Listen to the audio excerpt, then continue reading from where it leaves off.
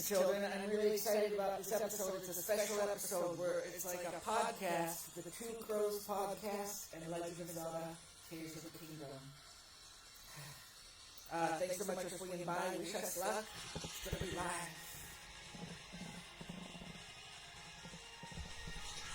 In a world where chaos reigns and connections seem fleeting, one visionary endeavor seeks to bring us all together. Zen Theatre lit after dark.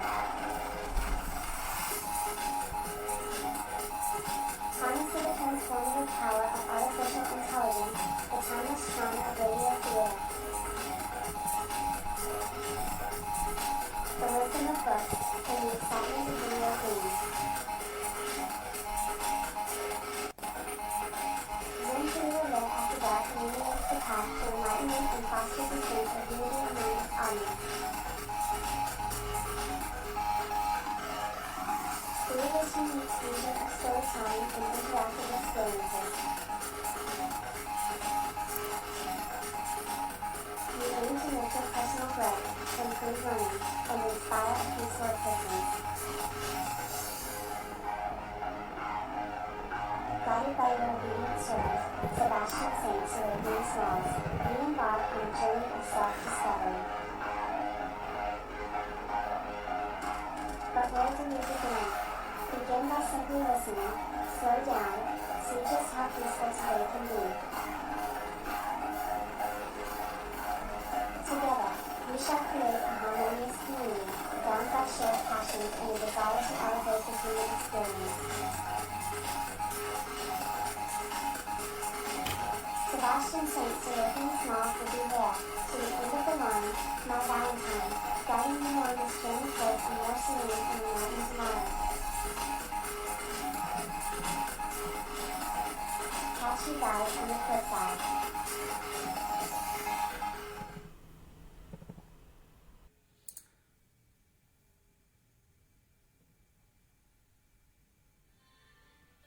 Begin by simply listening, slow down, see just how peaceful today can be. Greetings, children. It is I, your obedient servant, Sebastian Saint Seraphim.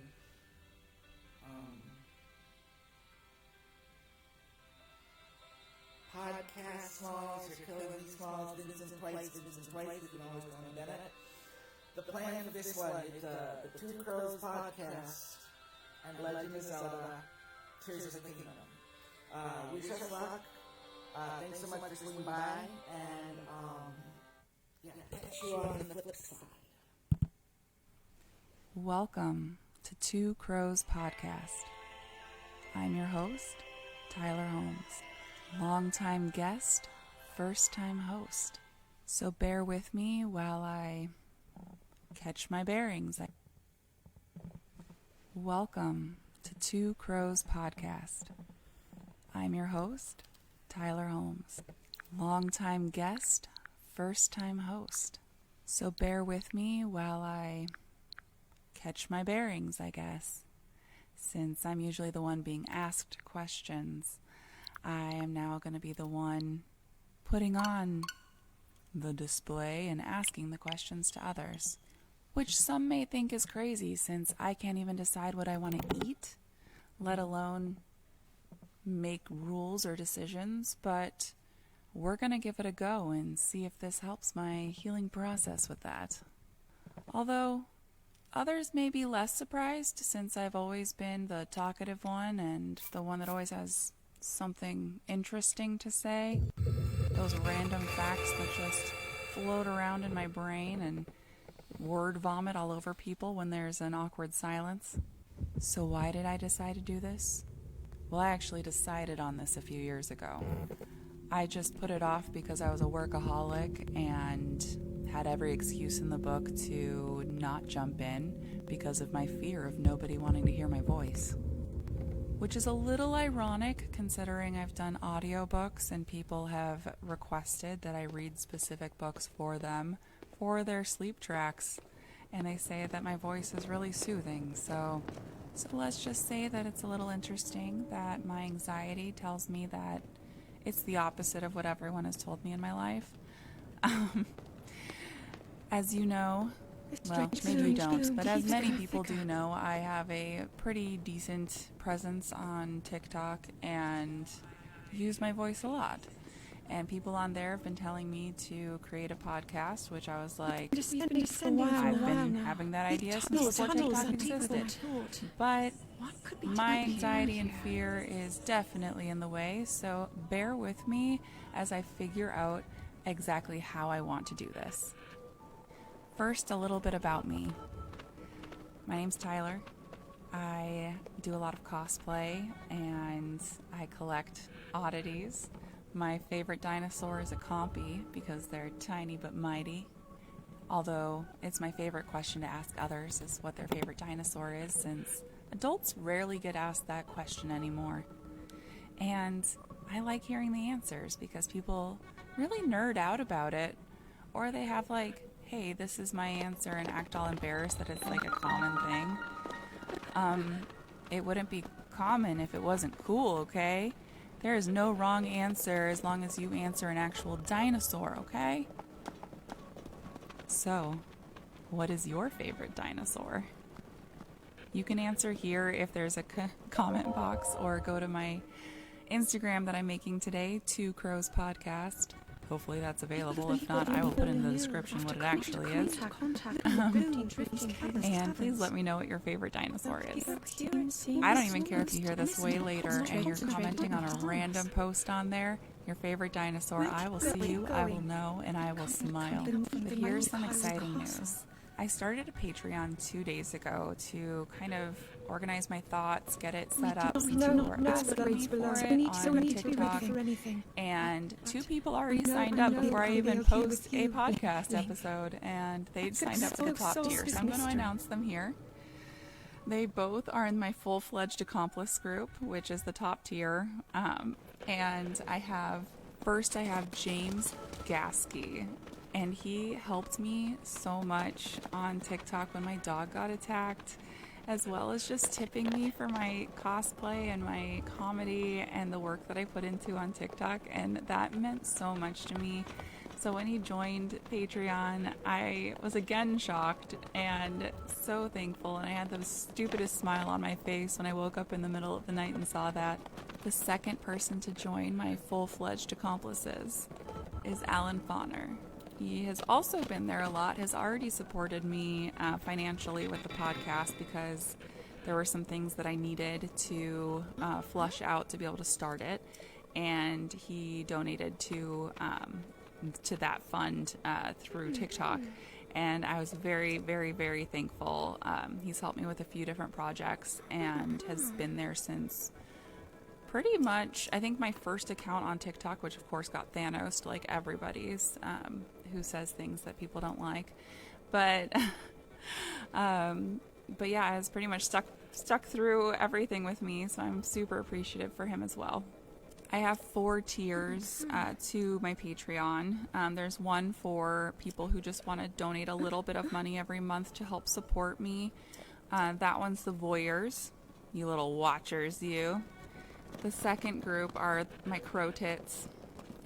They are supporting a little bit more, and they get a lot of benefits. And each tier, as it goes up, gets the same benefits as the last tier plus new ones. So if you go onto my Patreon, it's patreon.com/Tyler Holmes. That's Tyler with an A, where the E would be, because when I tell Starbucks that, they put it at the end of my name and it's just Tyler, or it's Taylor. But yeah, Tyler Holmes. I'll put a link in the description as well. The next is my murder crows. And then I have my MILF potatoes, which I'll tell you a story about MILF potatoes later, as well as my full-fledged accomplices. That's my top tier. So if you are on there, you will also get my podcast a little earlier, vocal and video. So I will be recording video soon as my new webcam comes in. My camera on my laptop is really horrible, and I was just recording another podcast as a guest on Leno's with Lee, and on that one I had my horrible video on, so you'll be able to see that if you watch that when it comes out on YouTube and on her podcast, which airs a few different places. So on La Nose, you'll be able to hear me on there as well. And we'll be doing some projects in the future. She's going to be co-hosting with me on a segment on this podcast. So I have two different segments on this podcast, and one will have guests, and one will be just myself. I've also guest appeared on the podcast Behind Closed Doors by the Transverse, and that was a huge honor to be a part of and was so fun. So if you look that one up, it's on Twitch under the Transverse, and then the segment was Behind Closed Doors. I'm sure you'll get to know me really well through these podcasts, but a little bit about me. I have 2 kitty babies and a puppy, and by all of that I mean they're older, but they're always puppies and kitties to me. I have Fiona. I have MILF Potato, which I'll tell you her story later, probably on the next podcast episode. And I have Frankie, and the first 2 are cats, and the last was a dog, and they are wonderful, and they do travel on my bus. So we renovated a school bus into an RV and travel around the U.S. I do work between 2 states, so I go back and forth between those states, but then we try to hit other ones as well. I do have loin lions, and they're all a little older, so teens and preteens. Are you, Link? And now that I am out of just mommy mode and they all have friends in their own lives, I now can branch out into my own life and have my own identity, and this is part of it. Recently, though, I have had a damper in the bus travels because of my health. If you do follow me either on any of my social medias, you probably know that my health had taken a turn for the worse. I do have 3 conditions that are chronic that together are pretty crappy. I have POTS, EDS, and MCAS, which basically mean that I'm allergic to gravity, my own connective tissues, and everything else randomly. So usually I have it under control and I can listen to my body and know what's going on, but I've been in a pretty constant flare-up the last 2 months, and now my blood tests have come back with a little bit of concern for my kidney and liver, which those problems started after my gallbladder got removed. So they're a little worried that some of the sludge from my gallbladder got left in the tube and it's causing some issues, which is making me flare up really bad. I've had gastroparesis the last 2 months. I usually have it off and on, and it's usually just a couple of days of a flare-up, but I've had it for 2 months. I had 1 week in the last 2 months I've been able to eat solid food and keep it down. I've basically only had protein drinks, and then I try to eat because I'm so hungry, and then lose it all. But I had a thought yesterday when I was going through all of my tummy issue, goth girlfriend, squishmallow pile. I have a lot of fake food, stuffed fake food. You can't really call them animals, but they have eyes, so I guess they would be animals. I don't know. But I have a lot of fake food, and they're squishy stuffed animal things. And I'm like, okay, is it because I have tummy issues and can't eat these foods that I have these comfort quote-unquote foods? I don't know, but I noticed a lot of other people with tummy issues on TikTok that have the same sort of collection of squishy items that they can just sink into. So let me know if you have tummy issues and you have a large collection of squishy things. In particular, fake food that you can't eat. The real version of. So, what is my interest? My interest really is the strange, dark, macabre, oddity, haunted shit. I can say shit, can't I? Oh, this is podcast. Okay. So I have a whole room in my house of oddities. It's kind of overflowed out of that room now. The outside of my house looks like the Addams Family house, and I hang dolls and antlers from my porch. If I can't be an adult and have adult money and do what I want with it, what's the point? What is the point? So yes, I do. I make my house look like a haunted house all year round. But on that note, my house is also haunted. A little backstory about my particular house. I didn't ever think I could own a home. I really didn't. I worked sometimes 80 hours a week with 3 different jobs, usually a career and 2 side jobs at the same time just to make ends meet. And I really thought that I would just forever be stuck renting. As a single mom of 4, I really didn't think that I could do it. But when I had the opportunity present itself to me that I had to move to a state that was a little less expensive, I started looking into actually purchasing. And the company that moved me to this state, they gave me an option of about 5 different cities that I could move to. And when I saw this particular house, I said, I will go to that city, and I know that it's the one, technically it's a town, but I will go there as long as I can get that house. If I can't get that house, I don't want to live in that town. And they were like, okay, well, let's see if you can get that house. And so I put in an offer, and they accepted it, and I got it. And was able to purchase this house.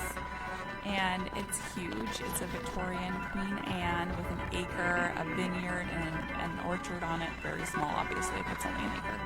But has a huge backyard and huge front yard with a weeping willow. Come on now. A weeping willow.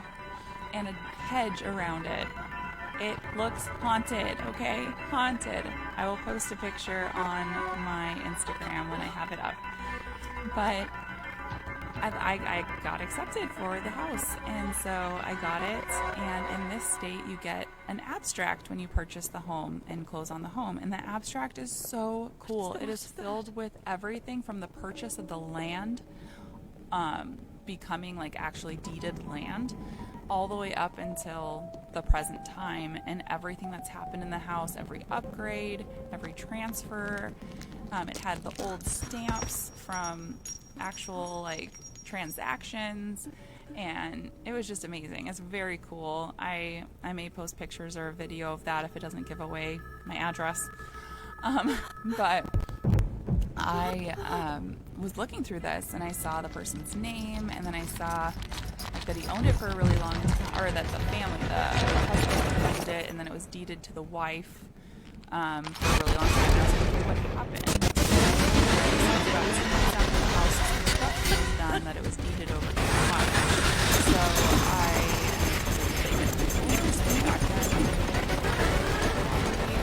So I went to this guy, and so they pulled up everything. Well, this guy was an architect, and he built all of the Queen Anne style homes in the Painted Ladies in this town, and this was the last one built, and he built it for himself. So that's why it's the most elaborate in town. It has like really pretty gingerbreading. It's gorgeous, and I want to know what the original color of it was. It's green and burgundy and gold right now. But they said that a couple months after the house was done, he started getting really sick, and then they found him dead in the house of smallpox. And so since there wasn't a ton of research about smallpox and how it's contracted, the wife wanted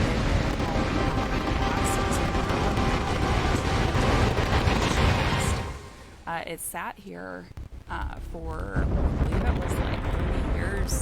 She lived on a separate home on the same property. So the property originally was an entire block, and they built a separate duplex to rent out.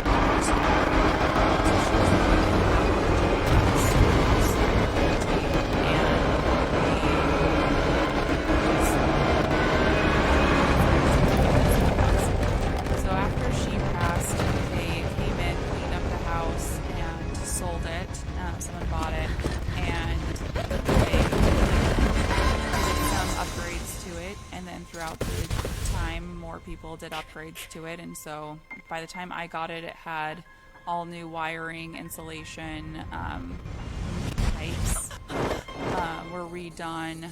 Not all of them, I found out later. And so it was like in great condition. They'd moved the house from where the garage was over to where it is now, and they put a basement underneath with full, like 8.5-foot ceilings. So there's a whole basement apartment in the basement, and it's beautiful. And I got it for very little amount of money compared to what it would cost anywhere else. 6-bedroom, 4-bathroom, beautiful Queen Anne. Well, it wasn't long after I bought the house that weird things started happening. Doors would just open and close, and like full on, I'd hear the doorknob turn. And I thought someone was messing with me, like one of the kids, but they would all be asleep. And like I would put something down, it would be just me in the house, put something down and turn around and it's gone. Like nothing malicious was happening, but it was just like annoyances and little like jump scare type things. Later on, I did get a player piano, and it'll randomly play things. And it's like your feet pump the air through, so it doesn't really play unless you're pumping the actual air through the feet. But yeah, I have a ghost piano. And there was one day, this was years ago, but I was laying in bed, someone was next to me, and I hear a big old loud sound, like the front door slamming closed is what it sounded like. So next to me, I tried to wake him up, and I was like, hey, can you go check that sound out? And he's like, you go check it out. He doesn't remember this at all, just so you know. He's like, you go check it out. So I did. I creeped downstairs. I had cameras at this point on that door, mind you. So I have this on film, and if I find that video, I will post that as well on Instagram. But I go down there, and both my storm door and my front door, which open in separate directions, were open. My cats were outside in the snow, and I went and got the cats inside, closed the door, and then I went and reviewed the camera. I don't know what that slamming sound was, because it really sounded like my front door slammed closed. And mind you, that door, I checked the camera, I had locked it. And that is a big old heavy door, and it does not open on its own. I will even do a video showing you like how that door opens. But the fact that the storm door opened first, then the other door, the inside door, opened, and then the cats just wander out, and there's like orbs that you can see in the video. It is really bizarre, and there is zero slamming. I don't know where the sound came from. Like, you do not hear it in the video at all. And I was all the way up in the attic, and this is 2 floors below, and I could hear it. Still crazy to this day. I've had my bedroom door do that. So like I said, I hear the doorknob open and like the door slam open, and I've seen a figure before, but then so one time it like opened and then it slammed shut, and I saw the figure, and then I go and run over there and open the door, and I see nobody, and all the kids are asleep, and this figure was tall, and my kids were little at the time.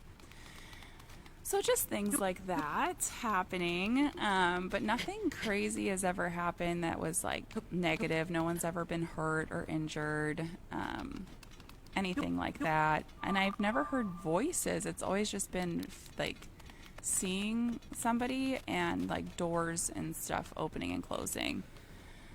I put cameras in different rooms so I'd stop blaming the kids for things. And the cameras have caught some interesting things. So yeah, that's a bit of my haunted story. But all of this led me to thinking a little bit about why I enjoyed this. Like, I'm not scared in my house. I actually enjoy when these things happen, and talking about it and connecting with other people who experience things and live around energy and maybe are just more attuned to energy. But I was looking into it, and I've always been fascinated with fear. And I like haunted houses. I like scary movies. I like doing things that like have a time limit that I feel like if I don't make it, it's going to be bad. I love escape rooms. Like, that is my favorite thing. If you ever take me out anywhere or we do like a group meetup, we should do an escape room because they're so fun. But I was looking into it and I'm like, okay, so other people have things that bring them endorphins, like running or exercise in general, which that I get. I get exercising in general, but running, no. With my POTS, I faint if I run. I can bike, or unhealthy things like gambling, or healthy things like music and meditation. And for me, it's fear. And I was digging into the science behind it, and it brings the same feelings and the same chemicals in the brain that exercising does to have fear and live through it. So knowing that you're going to make it through, like that actual time of fear is like the exercise, and then afterwards when you've made it through and you're on the other end and looking back at it, and then it's the endorphins that are brought after that exercise. So it's very fascinating to me that I get that same high that like runners like my dad get. My dad's a running coach and he gets really excited if I run at all. Tangent story. One time I did run a mile on a treadmill. My dad got so excited that he sent me 3 pairs of running shoes. I still have 2 of them. I have not worn them out yet, Dad. I'm so sorry. But I wear them. I wear them. One of them I've worn out from hiking, and I don't think they were hiking shoes, and you're going to yell at me for that. But I did wear them, and I still have 2 pairs that I've been wearing to the gym for my workouts. I get that they're running shoes and they have mileages on them, but I don't do that. I do terrain races and muddy runs, but not just running for fun. So what you can expect in the future, I do have a segment that I will have called Frightening Frauen, and that is where my host will be on as well as guests. And I have a couple lined up where I'll tell stories about women that we don't normally hear about. They're women who are frightening for either positive or negative reasons, or people who have just gone through crap and lived through it and do amazing things now. Whether or not they see themselves as amazing, it's irrelevant because I'm going to make them feel amazing, okay? They are. And one of the people that's technically quote-unquote famous that I'm going to talk about rarely gets talked about. The people around this person do. But this specific person is incredible, and they do not get the credit that they need. And I believe she's going to be the second one on my Frightening Frauen segment. She's just incredible. And the other will be just myself, possibly guests for that as well, but that'll be more of the haunted, oddity, different stories that either you write in, I find, or happen to me. I love history, so digging into the crazy pasts of places, and since I do travel in my bus, I do plan on each place that I'm at, planning out a on-the-site podcast. So I will be in the location where things happen. I will film it as well as record it. And this will be either like where haunted sightings have happened, just crazy things from history, etc., where I'm allowed to record. If I'm not allowed to record there, I'll just go there, take some pictures, and then tell the story afterwards. My cat is doing zoomies right now. I don't know if you can hear her. That's MILF Potato, which I will talk about on the next episode, like I said. Her story is funny. So yeah, that's a little bit about what you can expect. I plan to do twice a week, at least, and then possibly some mini episodes that'll air on my Patreon in between there. Well, not possibly, will air between there. Some behind-the-scenes things, some little tiny stories, and other special things. I am all for making content. I have a lot to say and not very many people to say it to in real life. Everyone I know is pretty much virtual nowadays, ever since COVID made me a recluse. And so you're my friends now. You're welcome. But yeah, I'm very excited. Two Crows is the name of my company, Two Crows Entertainment, oversees Two Crows podcast and Frightening Frauen. And I will be posting both of them from the same podcast. I'll just have the segments will be different, and I will announce it at the beginning. I have a schedule that I'm planning, but it needs to work out with my co-host, so it'll depend on the days specifically that I will be posting. I'm hoping for Mondays and Wednesdays, and then possibly a mini on Fridays, just to check in.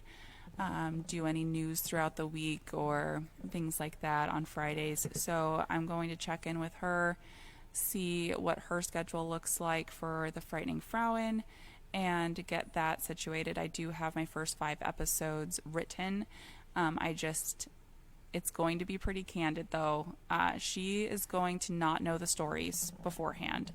I'm going to be telling her the stories, and then she's going to be responding to them so that my brain can actually answer questions that listeners may have, and she's going to be there to ask those questions, have reactions to those stories, and be able to interject and have those questions that I may not have answered because I may have just known them in my head and didn't realize anyone else would find that interesting. So she's going to be that person for me with that podcast, because I wanted that candid person that isn't afraid to ask questions and cut me off and figure things out with me. And our banter is really fun. She and I are very similar in regards to both our health issues as well as where we are mentally, but our personalities are very different, but they go together really, really well. And so I think you'll enjoy it. And like I said, she has her podcast called On the Nose that she started recently, and I will be on an episode, I believe it's like an hour and a half long, that she'll be posting in a couple of weeks, both on YouTube and on her podcast, which airs a couple different places. I listen to it on Apple Music, Apple Podcasts. I don't remember what it's called, Apple something. Previously iTunes, whatever that is. And that's where you can find her at, and I really highly recommend listening to her. Her voice is very soothing as well. I actually fell asleep to a few of her episodes and had to listen to them a couple times because I was relaxed. It was really nice, and I sleep to podcasts as it is. So I'm excited. I hope you're excited. If you have any suggestions, any stories that you think would fit into these genres, if you would like to guest on a podcast, or whether it's this one or Frightening Frauen, Two Crows or Frightening Frauen, I would love to hear your stories and connect with you and figure out a time that works for you to do that. I also, if you don't want to have your voice on the podcast, I will read stories as well. So if you want to write into me, either your crazy stories, if it's true crime, if it is odd, if it's horror, if it's, haunted, I want to hear it all. So if you want to send those in to me and think that it's a fascinating story that you want told, I am all for telling it. If you want it anonymous, please let me know that, and I won't read your name, and I'll keep yourself anonymous. If you want to change the names in your stories and locations to keep it that way, I 100% respect that, and so do the listeners. So it's the story that matters, and I want to tell yours. And again, if you want to help me with some of my items that I need to purchase for this podcast to be more comfortable for me to film, since I'm filming literally from my bed with my mic on a box, I will post a picture of that as well. You're going to get lots of pictures on this Instagram. It's really funny, but I have a couple of items that I need. It's not a lot, but if you want to support me on my Patreon, again, it's patreon.com/Tyler Holmes, TYLARHOLMES. And that money would help so much. I have two, like I said, of the patrons. I do announce your name, your username of what you put on Patreon, or if you want to message me a different way you want me to announce you on the following podcast that I record after you subscribe. So it might come out a week or two after you've subscribed, but I record it right afterwards. So I look forward to getting to know all of you more, for you getting to know me, and for us making this place magical and downright terrifying. All right.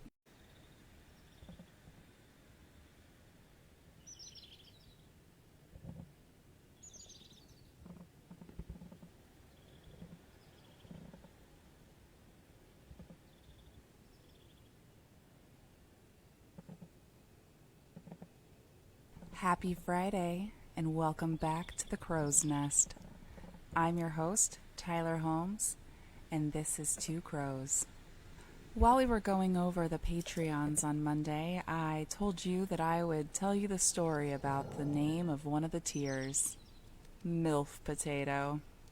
I happen to have her napping right here next to me to help me tell her little story. Now, as most pet stories go, it starts with a different pet, and her name was Mother Russia. Now, I wasn't looking for another cat, but Mother Russia just kind of fell into my lap. I was in another state meeting with my son, who at the time was in a mental health facility, and my ex-mother-in-law, who was my ex-mother-in-law at the time, and we get along better now that I'm not married to her son, by the way. And I decided to give my son and his grandma a little bit of alone time so they could hang out, and I went for a little drive, and I saw a sign for a cat adoption party. I think it was actually a party. Looking is innocent, right? It's what you should do. You should go and pet the little floofs. I noticed one cat in its own little area. A lot of the other ones were kittens, but this one was a cat. So I asked them what was up with the lonely cat, and they said, well, she's really sweet. You want to hold her? Before ever telling me any of her story. Yes, I want to hold her. And she lets me hold her for like 40 minutes in the store. Like, perfectly fine, very sweet, just very kind. And I asked her again, like, okay, what's her story? And they said, well, she's been returned to us. A lady in her 80s adopted her as a kitten from them. And when she was about, they said like 6 months old, she brought her back and said, this cat is feral. And they were like, kittens can't be feral, first of all, and she was born with us. She's not feral. What is going on? And she's like, well, she's blind and she's deaf and she's feral. And she just runs around all night, running into things, and like just will not sleep at night. And they were like, well, she's a kitten, and okay, we will take her back if you don't feel like you can have her. And so they took her back, and then no one wanted to adopt her because she wasn't a little kitten anymore. She was 6 months, and she had been returned, and they have to let you know when a cat has been returned. My little heart broke for this precious queen. And so I adopted her, and this was in 2017. She got along super well with my other cat. She got along with Frankie, the dog, and they were little bestie westies, you know, as my 14-year-old would say, and I cannot believe I just used his lingo. Well, fast forward to 2023, and I'm living in my school bus like more than half the time in Colorado and traveling around for work. And I had my two cats, Fiona and Mother Russia, and my dog Frankie in the bus with us. And Mother Russia does not like to stay inside. And the bus doors in the front do not latch all the way closed if no one is inside to actually latch the bus door closed. That's been fixed now. But she would get out all the time.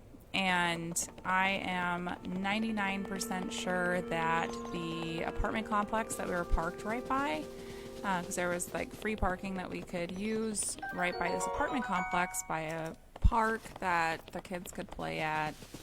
Whatever, they're teenagers, but I'm going to make them play anyway. Well, one day she went missing, and did not find her. I posted everywhere. and for 2 months I heard nothing from anyone in regards to my cat. Then in the middle of the night I get a message from somebody saying, hey, I think I found your cat. It looks just like her. She's pretty thin right now, so that makes sense with her being missing for 2 months, and it was pretty close to where she got out, and I had stayed in that area to try to find her. And I went over to get this cat that this person said was probably mine, sent a bunch of pictures, and I'm there in the middle of the night, and I'm like, oh my God. In my mind, I knew that it wasn't her, but in my heart, I wanted it to be her so bad. So I'm like, well, maybe in the morning she'll act more normal, because right now it's not acting like Mother Russia. So in the morning, the kids wake up and they're like, who is this cat? Like, they knew right away that it was not Mother Russia. And they're like, what the heck is this thing? It's very sweet, very kind, but has a lot more energy than Mother Russia. Very playful. Probably about 2 years old, I would say. So younger than Mother Russia, but has been fixed. I posted her everywhere trying to find her owner. She's not chipped, but she's been fixed. So I'm not sure if she was a feral cat that was a catch and release, but she doesn't have the little nick in her ear. But yeah, it was like, this isn't my cat, but I wanted it to be my cat so bad. She definitely was underweight, had not been eating right, was dehydrated, like didn't even want to drink water at first, but I got her healthy. She's gained a lot of weight, and she's doing great now. But I needed to name her, but I didn't want to name her something that I would get attached to, because I'm like, I can't keep this cat. It's not my cat. If Mother Russia comes home, I'm not going to have 3 cats in this RV, and I don't know what to do. But she did get along with my other cat and my dog, so right away. So I think she's been around other animals. So the kids kept asking me, like, what the heck are we going to name her? And they kept coming up with silly names that I'm like, no, I'm going to get too attached if that's the name. And so finally I was like, fine, her name's MILF. And it's the first thing that came to my head. So we just started all calling her MILF. Kids have no idea what that means. I don't think. I hope not. But I told them it stood for, meow, I like food. Well, fast forward a couple of weeks, and MILF isn't very used to being indoors. MILF has been outside a lot, and again, another cat that likes to get out of those bus doors in the front. Well, she got out, and a couple days later, I'm like, what? Like, we couldn't find her anywhere. We kept looking for her, put tuna out, put kitty litter out, couldn't find her. And so I'm looking on that same website that I had posted my cat on, and I found her because I'd put this really recognizable collar on her that wasn't a tearaway collar, and just in case she did get out, and so that I could find her. And I knew right away it was her, and they were like talking to me, asking me what her name was, and I'm like, shoot, I can't tell them. Her name is MILF. I'm like, her name's Potato. First word that came to my mind again. And so now she's been MILF Potato ever since, and she's adorable, and I keep saying that I'm going to find her a forever home, but I think she's already found it, because I don't think I could get rid of MILF Potato. I mean, once an animal is in your heart, I don't know how you find it another home. It'd be one thing if it was somebody close by that I could see her all the time, because she's so sweet. She climbs up on my lap and naps with me every day. She knows when I'm not feeling good. She is way more attentive to me than Fiona, my cat I've had for, almost 11 years now. And I will post pictures of MILF Potato and Fiona, as well as Frankie, on Instagram today. But you have to tell me. I have to keep her, right? I have to keep MILF Potato. It's been I got her, I want to say 4 months ago I picked her up, and she's been with me ever since. And I just can't get rid of her. So now it's one of the tiers of my Patreon. Lovely MILF Potato. And guys, she steals my popcorn. Like, if I'm eating popcorn, she comes over and she'll just take a whole piece and just run away with it, you know. So there's the story of the MILF Potato. So my Friday stories will be pretty short. They'll be just little check-ins or continuations of what I talked about on Monday. And my podcast will be Monday, mainly just myself talking with a whole outline story, which will be between like 30 minutes and an hour. My Wednesdays, once those come up, will be me and a co-host.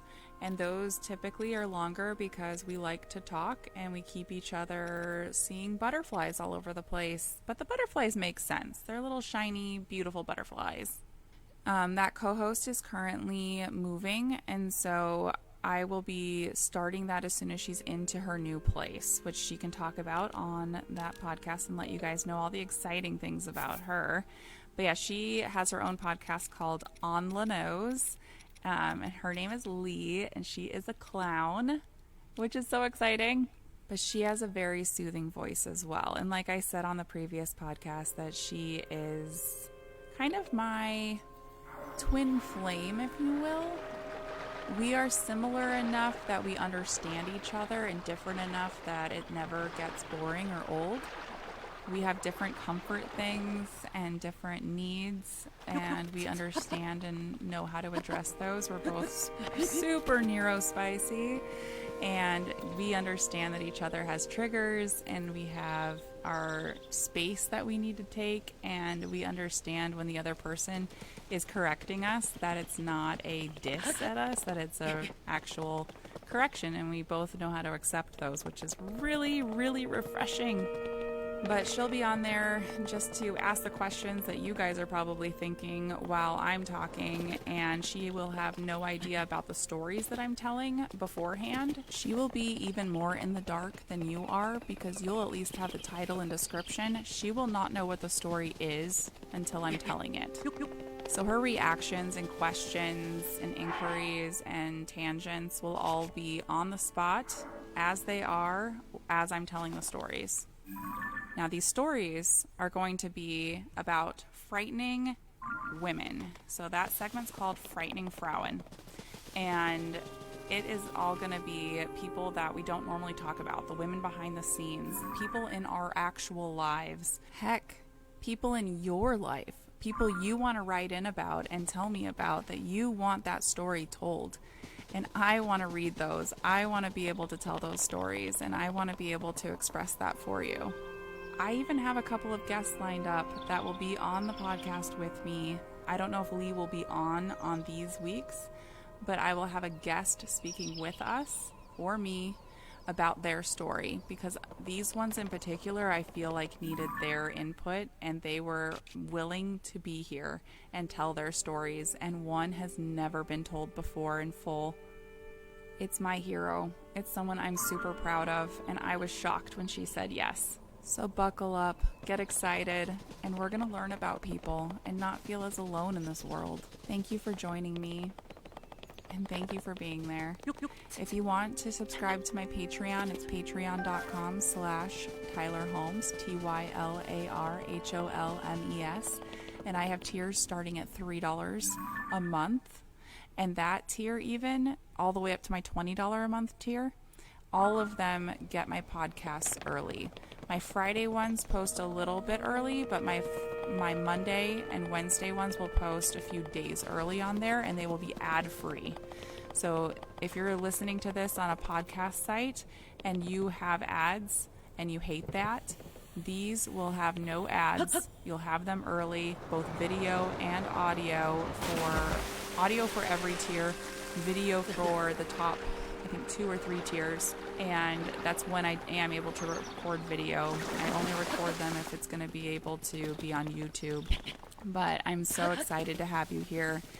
And if you have any specific interests or things that you want me to discuss, I love anything creepy, dark, macabre, oddities, hauntings, you name it, true crime, I got you. I want it to be as weird and wacky as possible. So if you have a specific interest that you want to hear about, I will dive into it and I will tell it my way. All right, crow out.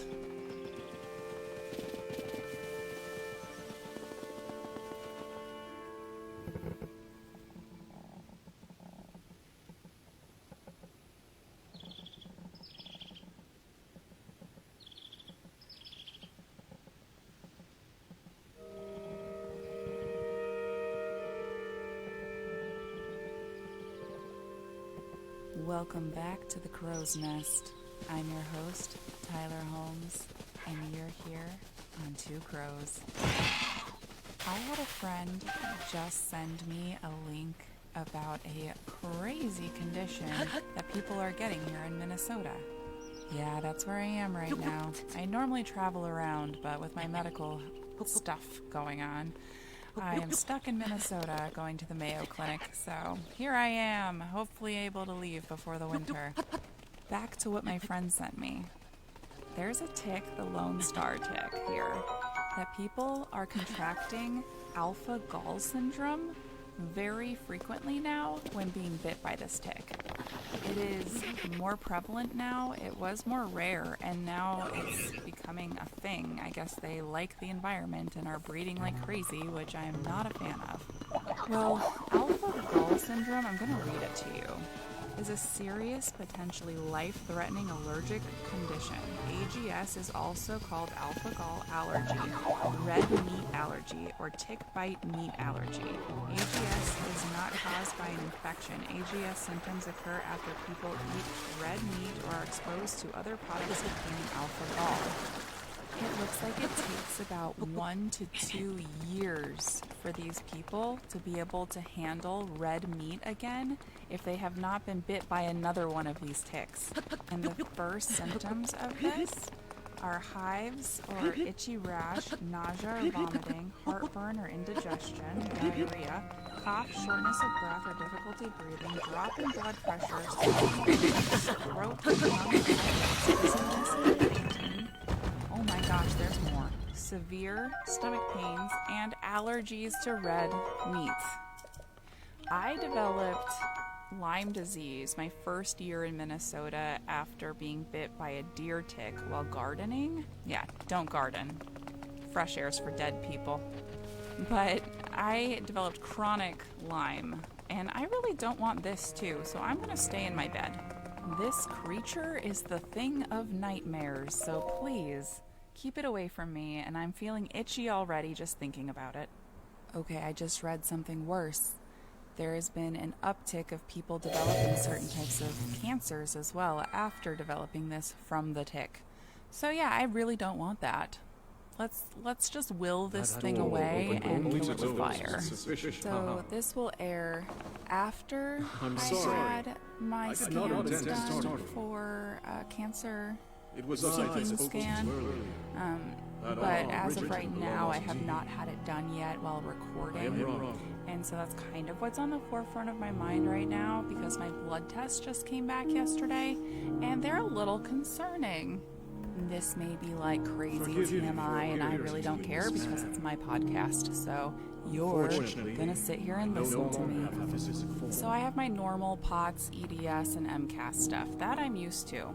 But then I started developing really, really bad gastroparesis where I cannot keep food down the last 2 months.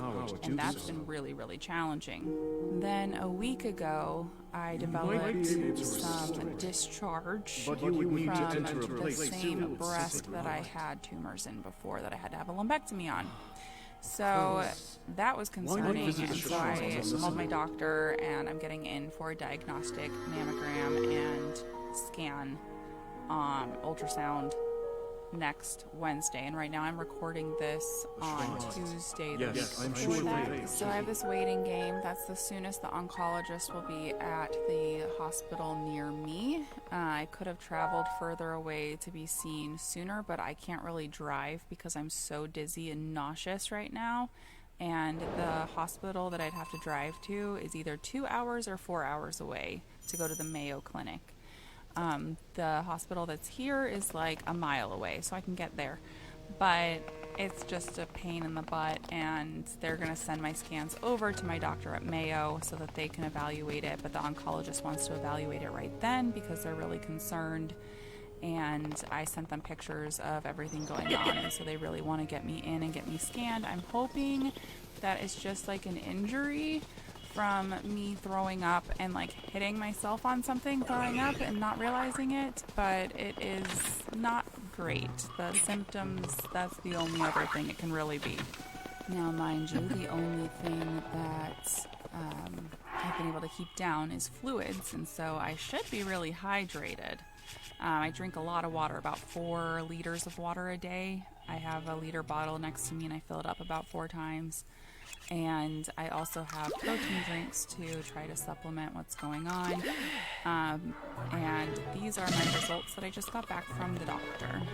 Besides my hips having some issues, my hemoglobin, hematocrit, erythrocytes, lymphocytes, creatinine, and proteins were all high. Now, if any one of those were high, it wouldn't be as concerning, but all of those being high together with my symptoms and everything going on kind of point to something more serious going on and are pretty concerning. So I'm getting into a few different specialists, and they're trying to get me into a hematologist, a blood doctor, to figure out what exactly is going on. But like I said, the hospital that I have to go to for any specialists are either 2 hours away or 4 hours away, depending on the specialist. These things together point to a liver and kidney issue, or possible bone marrow issue, or lung issue, or a combination of them. My oxygen level's pretty low for my blood volume being so freaking high. My blood pressure is really low, my heart rate is really high, but that's normal with POTS and me being in a state of pain all the time. I'm so dizzy, I'm falling down the stairs constantly, so it's been real fun, and that's kind of part of why I've been starting this podcast and decided to do all of this, because I can do it from my room and not have to leave and be able to use my voice and feel like I have a sense of community again and not feel so alone. And you don't have to feel so alone either, because other people out here have issues too, and I know I'm not the only one, so I'll try to make you feel a little better by pushing forward and doing things even though my body is telling me I don't want to do it. So here we are, doing it. And encouraging you to do it too. Do the thing. Do the darn thing. Only if your body can handle it, though. I wouldn't suggest going and climbing Mount Everest if you can barely go up and down your stairs like I can barely do. But let's jump into it. I have a story for you today, and it's one of my life that is very bizarre, very strange, and it is a dating story. Now, this person is so aloof to this situation that occurred that I don't even know if they would know I was talking about them if they heard it. But this story is called Babysitter Guy. Yeah, I have cute little pet names for all the weird dates that I've been on, and this one is probably at the top of the charts. Danger? No, I wasn't in danger. It was just a very strange situation. So at the time I was poly, well, I still am, but at the time I was poly and in a poly relationship long distance with somebody who was seeing other people as well. So we were each other's primary partners, and then we were also dating people and living in separate states from each other. But the primary thing for us was that emotionally we were each other's confidants. We had been friends for many, many years, and we really were there for each other and understood what each other needed. So, with that said, he helped me make a dating profile, and I suck at dating and had never really dated before that. To say it was fun would be a flat-out lie. But I got some cool stories out of it that now I can share with you. So let's dive into Babysitter Guy. Started out as most do, one day on Tinder. I was scrolling through and matched with somebody who was decently attractive and had a career, somebody who was willing to come to my tiny town and meet me somewhere that I felt comfortable and knew people. So we show up, we meet, we have fun, we have a couple drinks and some food, and we just hit it off, like just chatting and talking about nerdy shit. I even wrote my partner right after the date and said that was pretty cool. Like, I felt like I was talking to a friend, so even if it doesn't pan out like any sort of romantic way, I feel like I made someone who could be a friend. He was excited for me, I was excited for me, and I kept chatting with this person, and a couple weeks later he asked if I wanted to come to his town, which was about an hour away. Now, that might seem crazy to some people who live in big cities with a lot of people near them, but this is a tiny town, and it's a tiny college town, and I'm almost twice the age of most of the incoming college students. I really don't want to date any of them. And to be honest, I'm also pan and would prefer dating women, but there's not a lot of women on the market that get swooped up as soon as possible, and usually just as soon as they find a girlfriend that they're into, they get married. So yeah, I hit it off with this person, and I made plans to go and visit him in his town. So I'm driving over there, and about 30 minutes into my drive, I get a phone call from him, and he said, "Hey, by the way, my ex-girlfriend who still lives with me wants to meet you before we go on our date." And I was like, oh, okay. This was not once mentioned previously to me driving out there that he lived with his ex-girlfriend, nor was it mentioned that she would want to meet me. Now, I don't have a problem with it. I would just like communication and to know what I'm going into, especially on a second date. A second date where I'm not trying to be a primary to this person. I am just trying to have some emotional connection and see where things go. I have no expectations, and I'm not looking for a husband. By the way, he knew this. 100%. My profile specifically said all of this in it. So I continue my drive, and it's beautiful. Beautiful corn and beans. Corn and beans. That's the whole drive. And I get another call. Ring, ring, ring, ring. Hello? Oh, by the way, my babysitter canceled, so we're going to have the kids with us. My jaw dropped. I was not planning on even meeting his children. I had no idea they were going to be there because he said that he had a babysitter already lined up and that they would already be there before I arrived. And at this point, I was about 15 minutes away. I call my partner. And he says, well, if you want to still go, like, you can still go and just hang out and whatever. Like, it doesn't even have to be a date. Like, if you're thinking he's going to be a friend, then that's totally fine. But you can also turn around if you want to or go do something on your own. And I said, you know what? I want to see what happens. I want to see what happens. So, I arrive, and who comes to greet me at the door but the ex-girlfriend? She brings me in, and she's watching an anime, 7 Deadly Sins, and invites me to come and sit down with her and the children, and she introduces me to her children. So obviously she's okay with me meeting them, and she starts talking to me, and he is nowhere to be seen.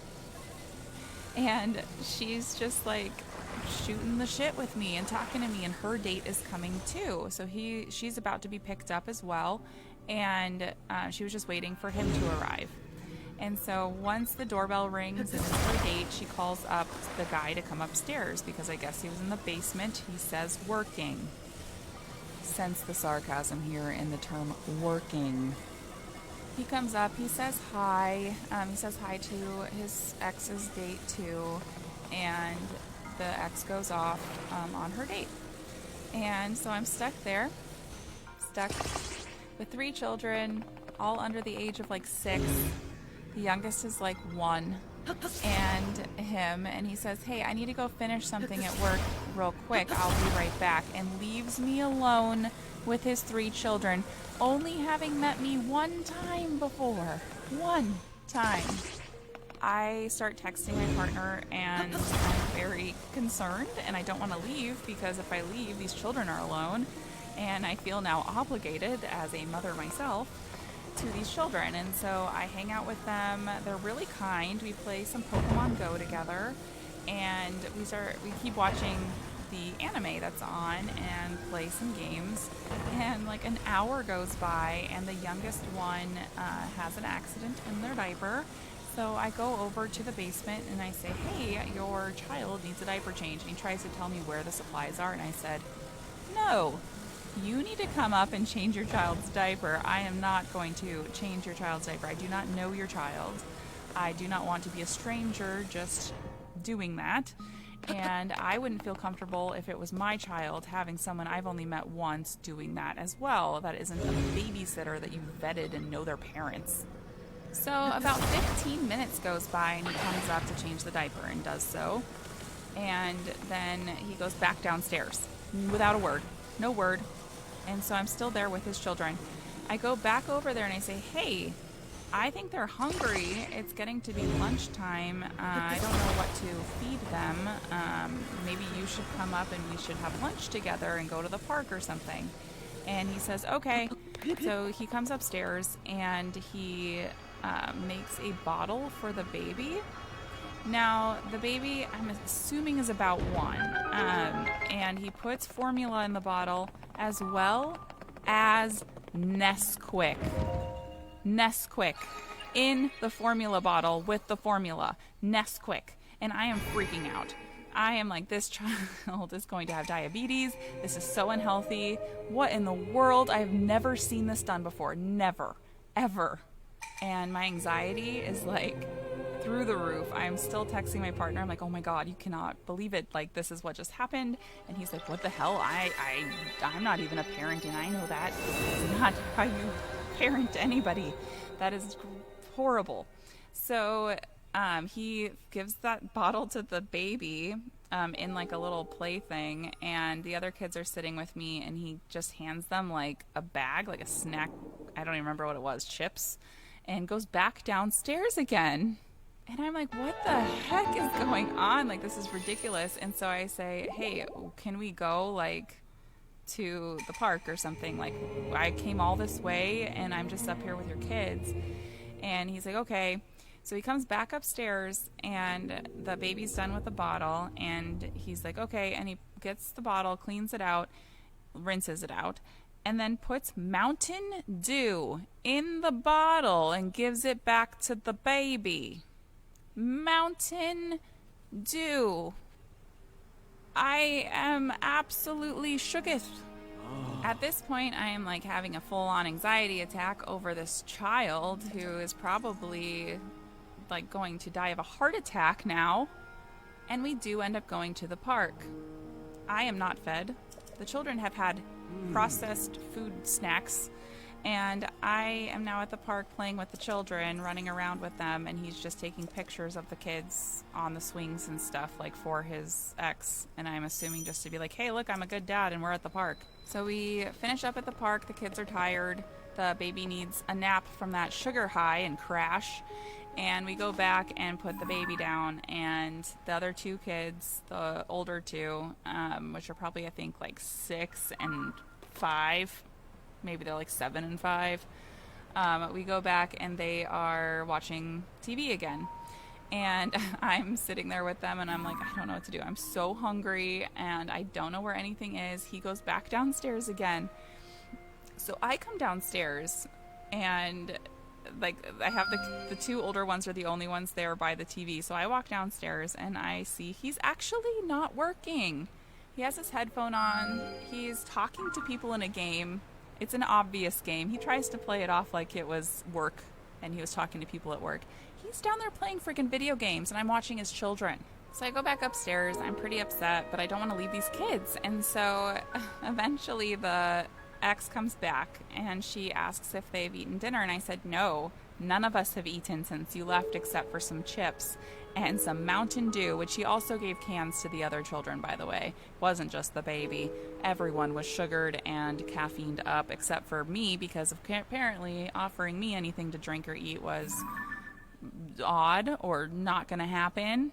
So she makes me like a frozen pizza in this really cool pizza maker on the counter. And she like tells me about her date, which seemed really cute and fun. And I was a little bit jealous of that. And he comes up and acts like he'd been there the whole time. I've already told her he hasn't. And then I leave and drive home. And they were like, oh, you could just stay on the couch tonight and like drive back in the morning since it's late. By the way, I didn't tell you this was 6 hours. I was there for 6 hours. And my house, like I said, was a little over an hour away from theirs. So I'm like, no, I'm going to go home. So the whole way home, I'm talking to my partner and just like venting about everything that just happened and how weird it is. And I don't know what to do. And I was like, I am not ever seeing that guy again. He's not even a friend. Like, what the heck was that? I've never had a date like that. I mean, it wasn't even a date. I was a free babysitter. A free babysitter he didn't even have to feed. And then I get a call, and it's him. And I'm like, I wonder what he's going to say. So I switch over to his line, and he goes, oh, I'm so sorry that I was working so much while you were there. And my ex really, really likes you and wants to know if you're going to come back again or if I'm going to keep seeing you. So I wanted to know if you wanted to go out again. I was absolutely stunned that he would even say this, that this would be coming out of his mouth, that he would assume that I would say yes to any of that. And then as I sat there and went back on the other line with my partner, I came to the realization. It was probably her who made him that dating profile, her who had him meet up with me, her who sets up the dates, her who invited me to come, and it's her that wants him to find somebody who will be good to those children and make sure that he stays in line and actually parents them before she will move out and trust him with those children. I am guaranteeing that is exactly what it was. And I am not that girl. That was not gonna be me. If you have any bizarre dating stories like this one, or very off the wall, doesn't even have to be anything like this one, you can write them into me if you want me to tell your story, because I have more of my own, but this one was probably the weirdest one that I ever went on.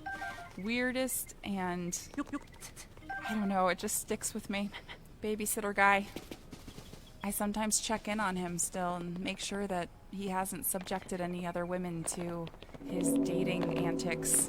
Which this all leads me into another thought process that I have.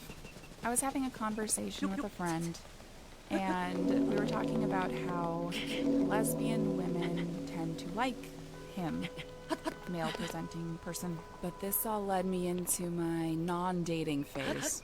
The one where I said no to everybody, and the one where I found out that saying no to everybody meant being called every name in the book for just saying you're not interested kindly. Now, I'm not going to go on my soapbox and say that only women experience this, or female-presenting people, but I have never had a female-presenting person do this to me, so this is just coming from my own experience. And I mainly hang out in lesbian bars. And even in those lesbian bars, the men that come in there are the ones who do this to me. Now, many a times I have tried the whole, I'm not interested. I'm just here with my friends. I'm a lesbian. I am not interested in male-presenting people. I'm not here to meet somebody. And all of those really nice things. Heck, I've even tried the, I'm married, even when it was a lie. I have tried the, I am taken or in a relationship, even when it was a lie, and they don't respect it, and they still call you a slut, whore, C-word, all because you said no to them, very kindly, mind you. So if they're going to be rude to me anyways, and I'm in a safe place, I've started having a little bit of fun with turning people down. My go-to to somebody asking me for my social media is just giving them my TikTok.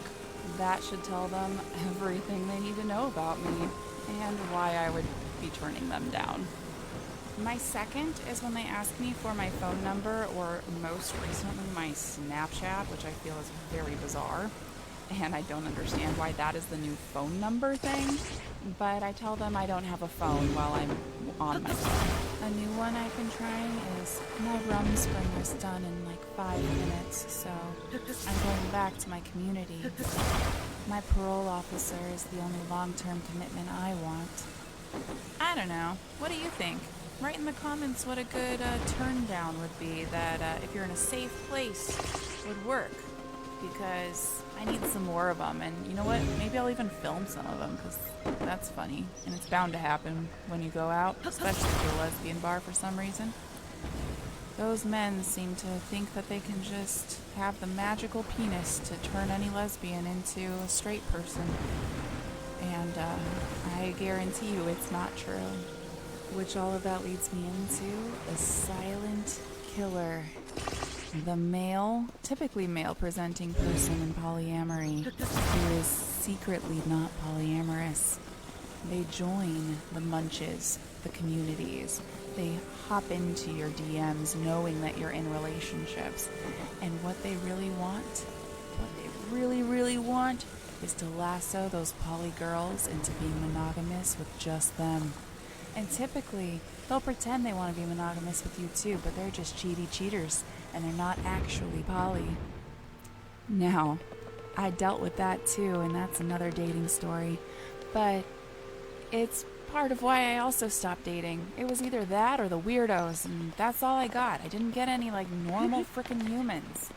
So I started just dating women. And that goes for women that are cis, trans, and non-binary they-thems that present femme. And I am very much on the fence with the whole cis man thing just because of how I've been treated by so many of them that say that they're different. And I am not a man hater.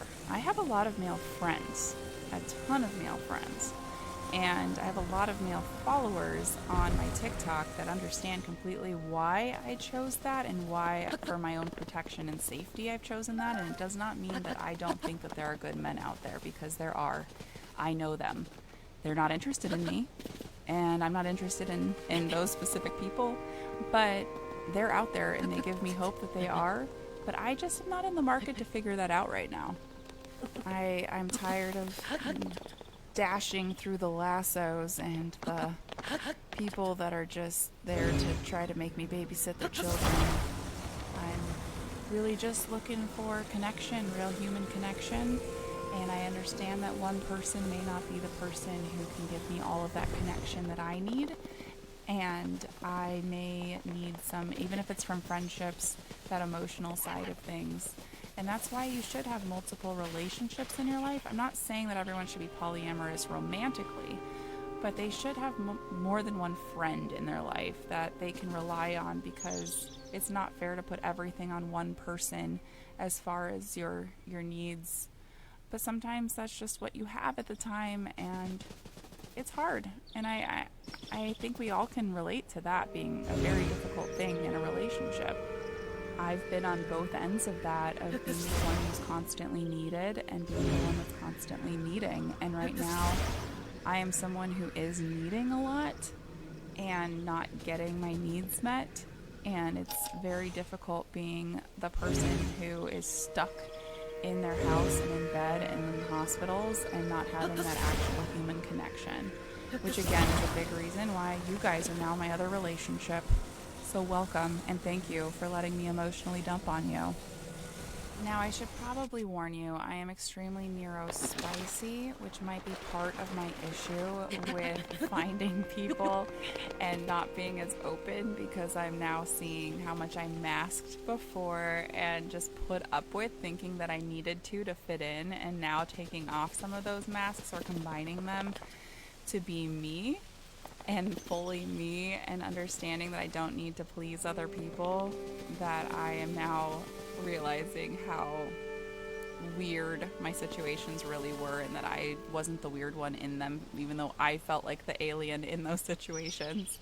Please tell me I'm not alone in this. But also dating in general, me deciding to date in this day and age when technology really takes over every aspect of our life, and that's the way we meet people.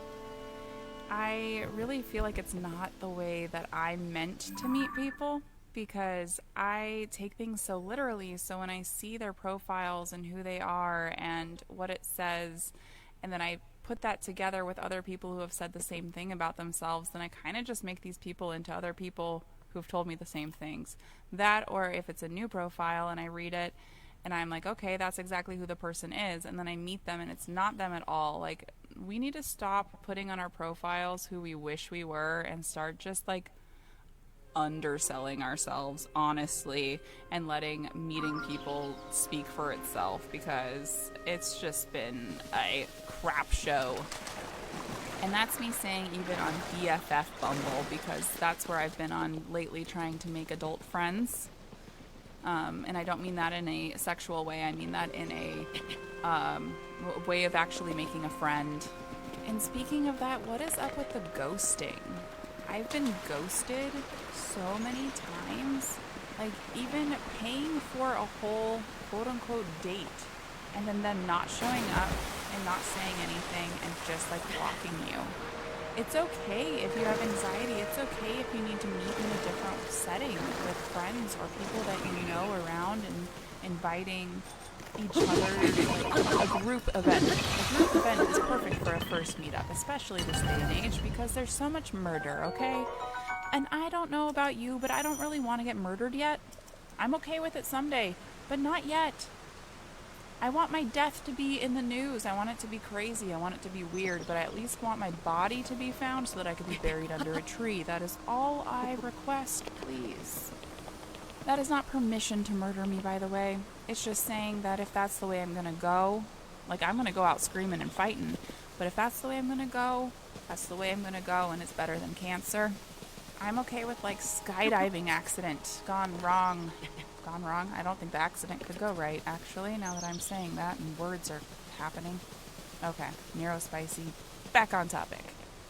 So basically, dating's been weird for me, and it always has been. Even, like, marriage was weird for me. It was never the typical, like, fall in love, get married, have children thing. That's not how my life went, and maybe in one of these podcasts I'll tell you exactly how my life went, because I do talk about it. It's out there. It's not a secret. But I've only been through, like, the actual ins and outs of it, public speaking and talking about domestic violence and assault and trauma and things like that. But I've never recorded talking about it, I don't think, unless they recorded it and I don't know about it. But I used to talk with colleges and schools about different aspects of my story, and they would invite me to come and speak on it. And that's another whole story of how that started happening, as someone who was extremely terrified of public speaking and very scared of how people thought of me, judged me, doing things wrong. I was a perfectionist, to the point where, while going to school, college, I was so angry about 2 B's that I got, and they were both in math. I love math. I absolutely love math. I was going to school for business. I love math, and I got a B+ and a B. And all my other classes for my degree, I got A's. All of them. And I was so mad about those 2 B's. Not that anyone has ever asked me for my freaking degree, ever, while getting jobs. I was told I needed it in the field that I was in California when I lived in San Diego. Went back to school in Portland, Oregon. And I got my degree, and then no one since has asked me for it. Not a single time. Same career path, and then I went into banking and management, and then I went into mortgage, and no one has ever asked me for my degree. Ever.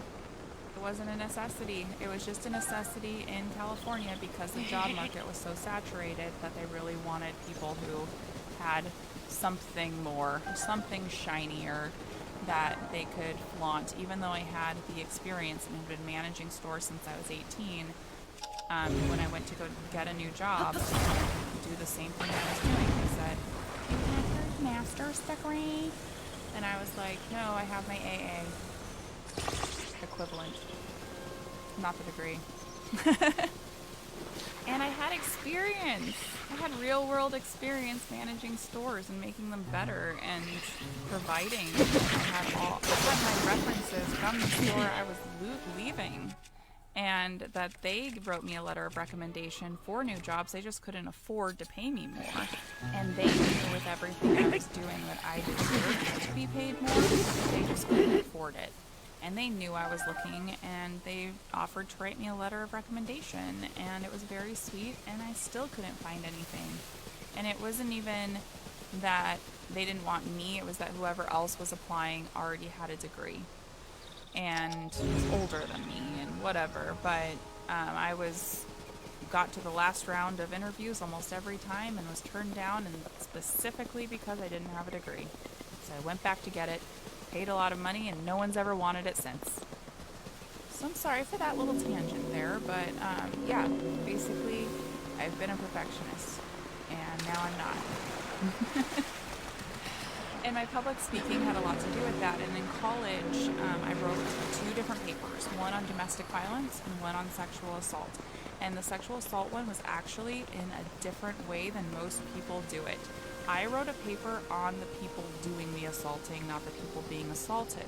I wanted to know the statistics on who is doing this, how frequently, what's the percent of that group of people doing it, and what is it that we should look out for in those people, and not necessarily how we defend ourselves, but what we look for in someone else.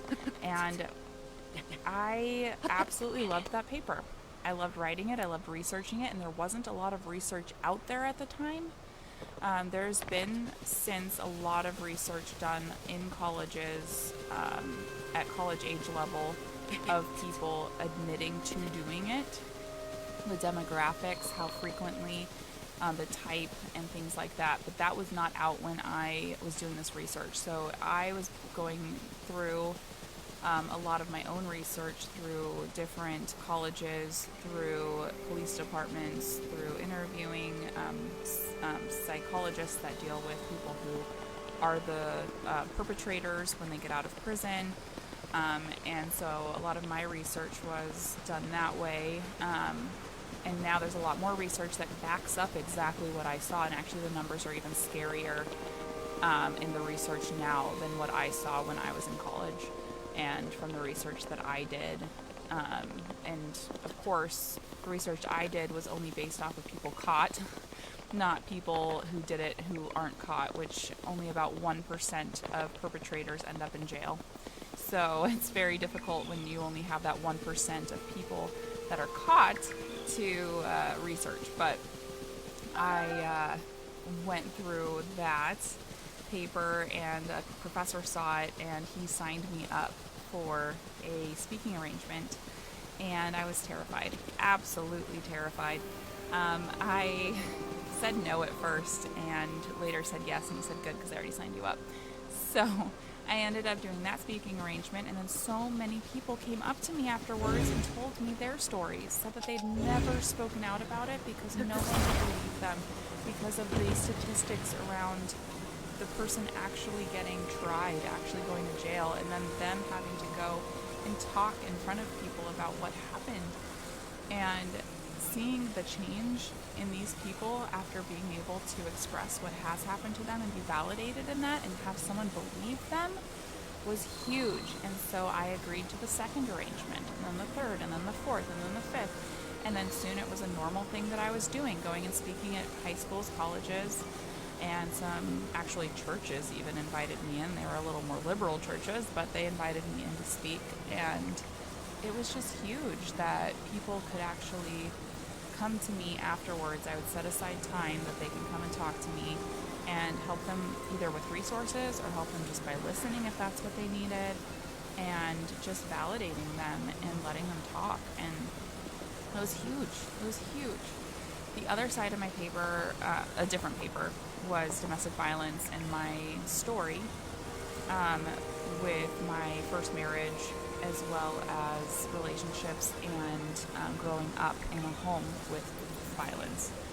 And that was very, I guess, healing for me to write that out and to speak about that as well. And that was the first time I publicly, openly spoke about these things. And there were some people still in my life at that time that really shouldn't be, that contributed a lot to those things. And through writing about it, through talking about it, through connecting with other people and being more open in therapy and going to therapy that was not centered around a church. So switching that up to a therapist that actually knows what they're talking about. And I'm not like trying to diss on therapy through churches, but those therapists, quote unquote, did not have degrees. They were counselors, and they were run by the church, which is who my stepdad worked for. He's a pastor at the church. My mom worked there. They communicated with them, and the counselors would tell them things. Like, it was not anonymous. It was not held in any regard for me. And it also was very Christ-centered instead of person-centered, where they act like you can just pray anything away, and that just is not the case for anyone who is religious. I am not going to bash on you. I'm only coming from my own perspective and my own place of how I grew up, and I was very much isolated to the church between youth groups, church, and etc., working there and having it at home too, having a pastor dad. But being able to break out of that and have therapy that was not centered around the church that I went to and was centered around actual mental health was huge and helped me a ton with figuring out healthy relationships, healthy boundaries, who to cut out, when to cut them out, when to bring them back in, when to believe them, when to do everything. And it was very, very different and good, and I really recommend therapy to everybody. Even if you feel like your life is great, it's nice to have somebody that you can talk to. I mean, I don't know what that feels like, but it's nice to have someone to talk to even when your life is going as well as it can. Even if that's just a friend who's super empathetic too. I know therapy is out of reach for a lot of people and not always covered by insurance and things like that. So I'm not saying that you have to go to a therapist and pay money. But it's nice to have someone to talk to that is going to actually listen and just talk about your stuff and help you kind of get to a place in your own head where you make sense of everything. That's what I really needed, and it helped a ton and helped me cut out those relationships that I needed to, that were contributing to my perpetual abusive cycle of getting into relationships that were very unhealthy and very similar to the one I grew up with in my household. Shocker that the spicy, divergent person has a cycle, isn't it? A pattern. Those darn patterns. But yeah, getting all of those things together in public speaking, I mean, I would never have imagined that I would be putting myself out there on the internet, let alone just talking about it in general, if it weren't for going to college and having public speaking events and engagements and just finding myself. And the funny thing is, I went back to college really late. Like I said, I had already been managing stores for a long time. I went back to college when I was 25, and I think I appreciated a lot more going when I was older and doing it all on my own. I already had 4 kids at that time, and I was a single parent. So it's very, very eye-opening, very different, and I was very motivated to get all of the learning experience, all of the growth, and just really immerse myself into the school and the community in general. I really wanted to grow, and I wanted to do the best that I could and find a career that I really loved to be a part of. And honestly, now that I'm going through all of these medical issues and trying to figure out what I'm going to do with myself and feeling like I'm starting all over again, I feel like I need to remind myself that you're never really too old to really just change paths and do something new and different and do what you love. Because, the old saying, YOLO, you really do. And if that's not true and we're reincarnated, we only have memory fully of this life unless you're really lucky.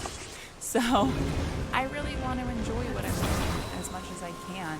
And I love my career. I love this. I love making content and cosplay, and I just want to immerse myself into all the things I love to do and enjoy whatever life I do have. And I think you need to do that too. I'm not saying leave your job. I'm not saying be financially not stable to do it. I'm saying to add those things in and make them important. Make those little things important. Write a list. Write 10 things down that you really enjoy to do. or you want to get into, or you want to try. And you can even break that down into little pieces if you can't think of 10 things. And then make a plan to do each one and just try them out. Do you want to try geocaching? Go and find one. There's probably one right by your house. Do you want to try, I don't know, dancing? I do it terribly, but I try. Do you want to try cosplay? I can give you some great tips to do it with stuff you already have around your house. If it's a money problem, do you want to try makeup? It's really fun and creative. Do you want to try face painting, painting in general, poetry, writing? Let's just get back to those basic things that we really enjoy doing and just do it. And yes, you may not feel good about it right away because you're not great at it, and no one is freaking great at anything the first time they do it. And if they are, they're lying. Okay, they're not lying, because my kids are so good at art and I don't understand it. They just pick up a pen and just draw. But those are lucky ones. But you know what? You may find something that you love, and it's okay if you don't, and then move on to the next thing. That is okay. I think that the whole stick it out until you're good at it thing is toxic, and something parents do just because they paid money for you to do that thing. So you're going to stick it out and do it, even if you hate it. I hated basketball. Oh man, I hated basketball. But I really think people should try things, and if it's creative and artsy and getting you into that mindset of making something, it can be really healing and really just eye-opening to what's out there and what you can do with your own mind and body, even if it's ugly, okay? Like, I've made some really gross drawings, okay? And my kids, they placate me and tell me they're great, but I made it. It's something, and it came out of me, okay? Gross cow, but it's a cow. You can tell what it is, okay? Pictionary. It's Pictionary worthy. And honestly, some of the things that I do creative-wise on TikTok, a lot of the videos that I am the most proud of and spent the most time and energy on are the ones that get the least amount of views. And I, at first, was very upset about that. But at the same time, I go back and I look at them, and I'm proud of them still. Did it get less views? Yes. Did people not appreciate it the way I did? Also, yes. But I did it. I did it, and I loved it, and I completed it, and I put myself out there. And I did it over and over and over again, and that's what it took for me to really just not care anymore about what other people thought about me. The comments are nice. The, acceptance is nice. But you know what? The video that got 5 views, it's also nice. It's out there. It's me. I did it. And I'm proud of myself. That was another tangent, and you're probably all asleep by now, but yeah, that's your homework. Write down 10 things you want to do and do one of them. So now that all of you are either asleep or mad at me for giving you homework, I'm going to wrap this up. I don't have any new Patreons from the first episode because I'm recording all of these, I believe 3 or 4 podcasts before the first one even launches officially. So I do not have any new Patreons to announce, but if you do sign up for any of the Patreon tiers, and they start at $3 a month, you will get early access to the podcasts, as well as you will receive other benefits for each tier. And I will also announce you by the username that you choose on the podcast. So the following podcast that I record after you sign up. So it may be a couple weeks after you sign up that you hear your name, but you will get that thank you. And if I ever forget you for any reason, you better yell at me and make me do a special one just for you. I appreciate everybody who is investing in me, whether it be items from my wish list or time, whether it be money or just encouragement, comments, reviews, 5-star reviews especially, please. I am so thankful for all of you, and you're making this possible. And honestly, if no one listens, no one listens, and I'm putting myself out there, just like I said earlier. I am so thankful, and I hope you have a blessed day. Blessed be day. All right, crow out.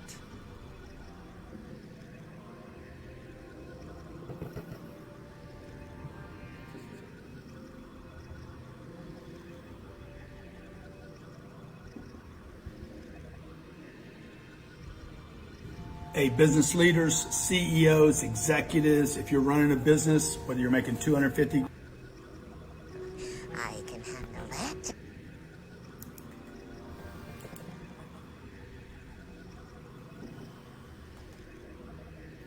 Well, that was a very special episode. Thank Tyler Holmes of the Two Crows podcast for sharing some episodes to do that. And yeah, good to hear some different perspectives. Again, by listening, slow down. I've been your host for media service the past 6 years.